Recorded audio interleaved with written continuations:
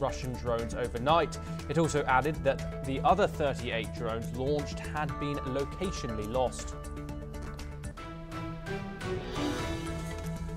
The Prime Minister of Iraq says the head of the Islamic State in Iraq and Syria has been killed in an operation by the Iraqi National Intelligence Service. US President Donald Trump also reacts on his social media platform Truth Social. Russian President Putin calls for Ukrainian surrender in the Kursk region after Russia claims control of another settlement. Ukraine reports repelling multiple Russian offensives. US Congress averts a government shutdown just hours before the funding deadline. This comes after the Senate approves a House-passed spending bill that exposes deep rifts within the Democratic Party. Former central banker Mark Carney is sworn in as Canada's new Prime Minister. Carney forcefully pushes back against threats of a US annexation as his members of his cabinet also take oaths of office.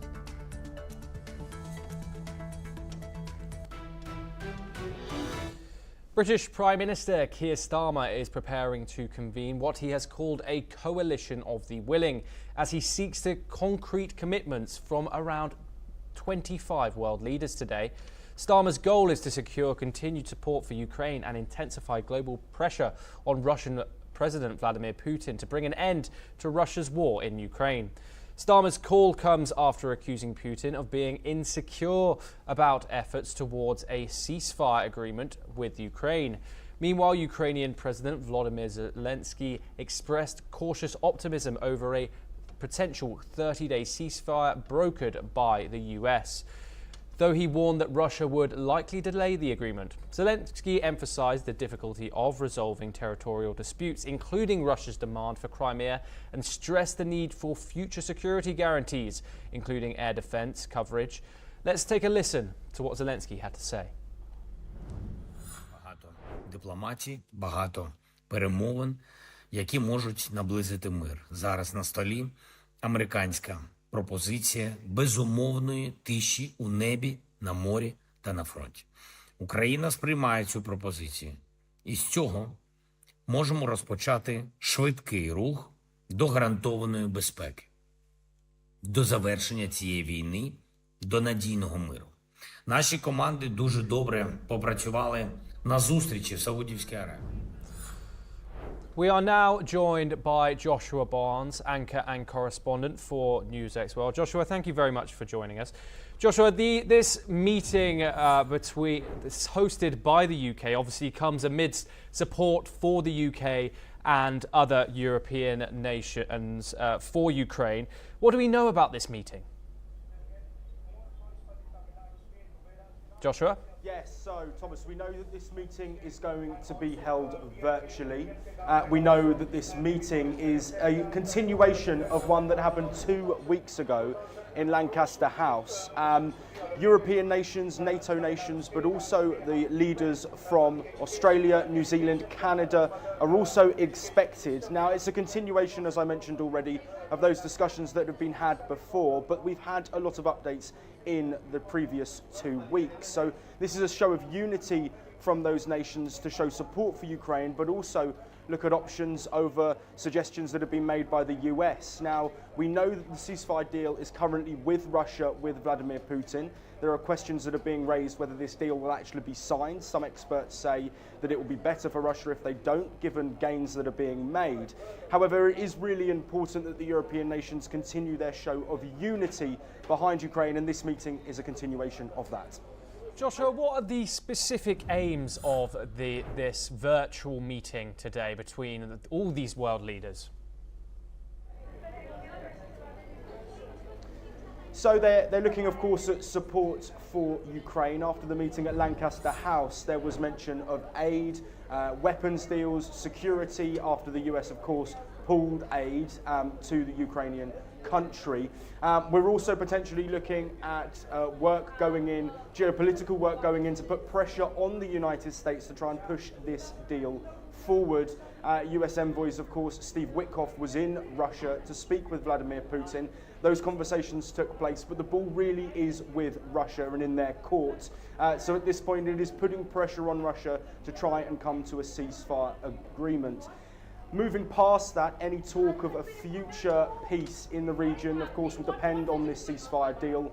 Vladimir Putin's been very clear that he doesn't want European troops in Ukraine. He doesn't want Ukraine to become part of NATO if there is to be a ceasefire deal. But these conversations will still be had. Europe wants to make sure that Ukraine's security remains in place, even if a ceasefire deal is made. There's a very long line, a very long front line between the two nations. So securing that security is something that will be key. Joshua Barnes, thank you very much for joining us. Staying on the same topic, Ukraine's air defences successfully intercepted 130 out of 178 drones launched by Russia in a massive overnight assault. Kiev's Air Force reported that an additional 38 drones were locationally lost, likely due to electronic jamming. Russian forces also fired 2 Alexander M ballistic missiles from the Kursk Oblast. The attack originated from multiple locations across Russia and occupied Crimea, with drones shot down several Ukrainian regions, including Kharkiv, Kiev, Odessa and Zaporizhia. Officials say the scale of this assault emphasizes the ongoing efforts to weaken Ukraine's defenses as the war intensifies. The Ukrainian military remains on high alert as air raid sirens continue to sound across the country, with authorities urging civilians to stay vigilant and seek shelter when necessary. Staying now in Europe, with tens of thousands of people from across Serbia are expected to gather in Belgrade for a large anti-corruption rally. This marks the culmination of months of protests that have weakened the grip of President Alexander Vučić. The unrest, sparked by a deadly roof collapse at a station in Novi Sad last November, has now reached a boiling point. Protesters blame rampant corruption for the tragedy, which claimed 14 lives. As protesters grow, the movement's demands for accountability and transparency institutions continue to challenge the government's authority, with many hoping to see seismic changes. Despite mounting pressure, Vučić has rejected calls for his resignation, declaring that no one will force him out of office. This is what he said. Država Srbija preduzeće sve neophodne mere da se obezbedi mir. Oni koji budu narušavali mir biće uhapšeni i strogo kažnjeni. Samo da bude potpuno jasno da ne pristajem na ucene, ne pristajem na pritiske. Ja sam predsjednik Srbije. I neću da dozvolim da ulica određuje pravila u ovoj zemlji i neću da dozvolim da ulica određuje katastrofalnu budućnost za ovu zemlju. A Finnish court on Friday sentenced a Russian neo-Nazi to life in prison on war crimes charges stemming from a 2014 clash in Ukraine, with Kiev hailing the ruling as a key milestone. The Russian embassy in Finland said in a statement that the verdict of the Finnish judiciary provokes nothing but deep outrage and indignation. Russia also called the case against him as shameful and politically motivated. The Helsinki District Court found Vojislav Torden, a commander of the Russian neo-Nazi paramilitary group Ruslich, guilty of 4 different war crimes committed in eastern Ukraine. His group was also found to have killed and injured a soldier. He was arrested by Finnish police at the Helsinki airport in July 2023 as he was headed for Nice in southern France with his family. Reportedly, Petrovsky managed to enter Finland despite an EU-wide entry ban with the help of a new identity and his wife's student status in the Nordic country. According to the Hamas-run Gazan Health Ministry, a deadly Israeli drone strike in Gaza has killed 4 Palestinians, while another was killed by Israel's Navy off the coast. In southern Rafah, a tank and a gunboat has been reported. Meanwhile, Hamas has announced it will only release Israeli-American captive Edan Alexander, along with the bodies of 4 other captives, if Israel implements the existing ceasefire agreement. The group calls it an exceptional deal aimed at resuming stalled talks. According to a senior Hamas official, the talks over the ceasefire's second phase must start on the day of the release and conclude within 50 days.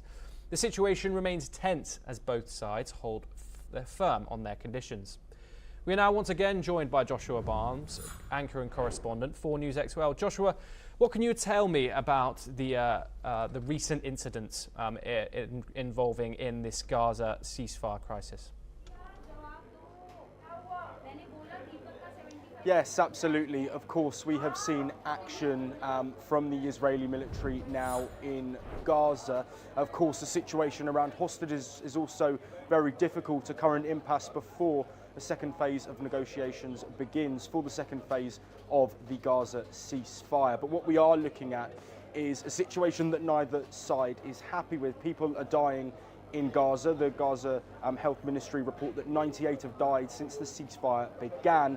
Meanwhile, Israel is saying that the hostages need to be returned. And conversations have been ongoing, conversations in Doha involving Arab nations, involving US envoys. But it seems at the moment we're currently sort of in the same situation that we have been for a few days now. While these talks are happening, neither side is happy with what is happening, and the US-Israeli hostage that you mentioned there is potentially key to this. Now, Hamas and the US had direct talks, and it involved this hostage, who Hamas said that they would release. Israel, of course, aren't happy with this. They want to see a plan, and a clear plan, that will see all of the hostages, dead and alive, released as soon as possible.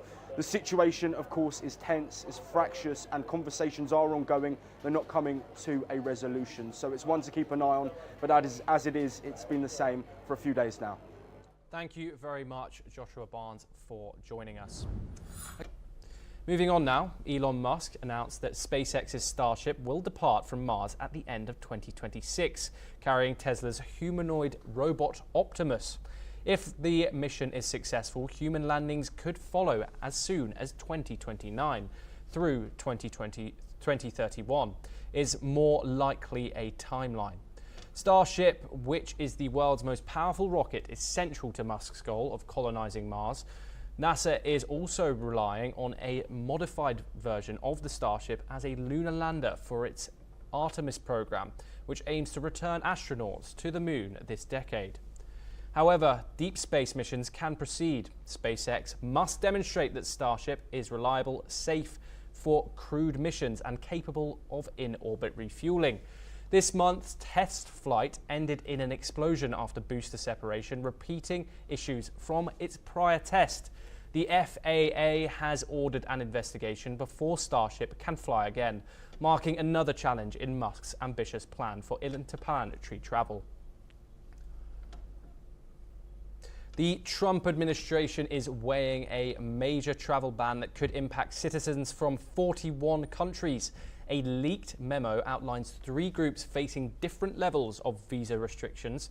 The first group, including Afghanistan, Iran, and North Korea, could see a full visa suspension. The second group may face limits on tourist and student visas. A third group has 60 days to meet US security demands or risk losing visa access. The plan is not final yet, and officials say changes are possible. More details ahead.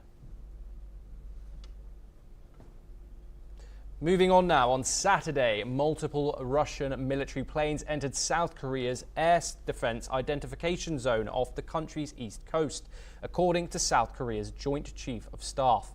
The planes briefly entered the zone before leaving without further incident. The Cadiz is a sensitive airspace where foreign aircraft are monitored, such as intrusions are typically met with heightened vigilance by South Korean forces. Although similar violations have occurred in the past, this latest event underscored the ongoing regional tensions, particularly concerning military activities near the Korean peninsula. South Korea has not yet disclosed specific details about the number of Russian planes involved or their intentions during the brief incursion. Mark Carney, an economist and political newcomer, took office as Canada's Prime Minister. He replaced Justin Trudeau just after winning the Liberal Party leadership in a landslide. Carney promised Canada would never become a part of the United States. He called for Donald Trump's idea of making Canada the 51st state crazy. Carney inherits a trade war with Trump, who has threatened tariffs that could hurt Canada's economy. Still, Carney said he looks forward to working with the US president. His first move as Prime Minister was scrapping the consumer carbon tax, a key policy under Trudeau. The tax had become unpopular amid high inflation. Several of Trudeau's ministers kept their jobs in Carney's cabinet. Next week, Carney will visit the UK and France to strengthen Canada's European ties amid tensions with the US. I, Mark Carney, do solemnly and sincerely promise and swear that I will truly and faithfully, and to the best of my skill and knowledge, execute the powers and trust reposed in me as Prime Minister. Well, I've been clear, personally I've been clear, the ministers behind me, I think to an individual, when asked, have been clear, that we will never, ever, in any way, shape or form, be part of the United States. America is not Canada. Russian President Vladimir Putin urged Ukrainian troops in the Kursk to surrender, promising their safety if they do so. He acknowledged US President Donald Trump's request to spare their lives as Russian forces retake the region. Putin also mentioned efforts to rebuild relations with the US after strains under the previous administration. Ukrainian President Volodymyr Zelensky, however, expressed doubts about Putin's intentions, accusing him of undermining peace talks and imposing unacceptable ceasefire conditions. Zelensky stressed Ukraine's desire for peace but highlighted the ongoing loss of lives during the war. He called on the US and other nations to exert pressure on Russia to end the conflict, which has been ongoing since 2014. Although Ukraine accepted the US proposal for a 30-day ceasefire, tensions remain high as Russia works towards regaining control of the Kursk. Here's what Vladimir Putin had to say. С пониманием относимся к призыву президента Трампа руководствоваться в отношении этих военнослужащих соображениями гуманитарного характера. В этой связи подчеркну, что в случае сложения оружия и сдачи в плен им будет гарантирована жизнь и достойное обращение в соответствии с нормами международного права и US President Donald Trump departed from Joint Base Andrews on Friday, March the 14th, heading to his Mar-a-Lago residence in Florida. Joining him were Tesla CEO Elon Musk and his son. Before boarding Air Force One, Trump spoke to reporters, expressing optimism about the situation in Russia. He mentioned pretty good vibes coming out of Russia, suggesting that a deal on the Ukraine war could be on the horizon. Trump also praised Senator Chuck Schumer for his role in the Senate vote on the stopgap spending bill, stating that he did the right thing. Here's what Trump said. From the standpoint about a ceasefire and ultimately a deal, some pretty good vibes coming out of Russia. In a fiery speech at the US Department of Justice, Donald Trump targeted journalists, judges, prosecutors and member of the Biden administration, calling for accountability. Trump claimed the 2024 election gave him a mandate to investigate those he believes committed abuses under Joe Biden's presidency. He doubled down on his false claims about the 2020 election, labeling it